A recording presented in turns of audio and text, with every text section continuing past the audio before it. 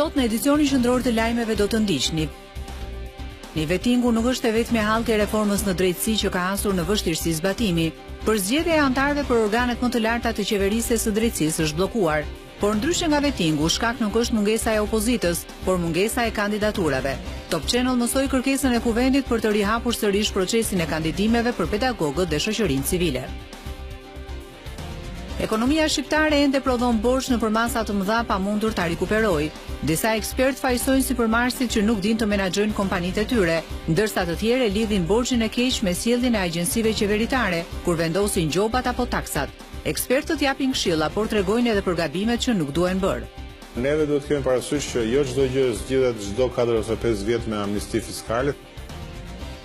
Problemet e fundit të disa futbollistëve, sa me dëmtimet dhe sa me mungesën e aktivizimeve, e kanë pezmatuar trajnerin e kombëtares Gianni De Biasi.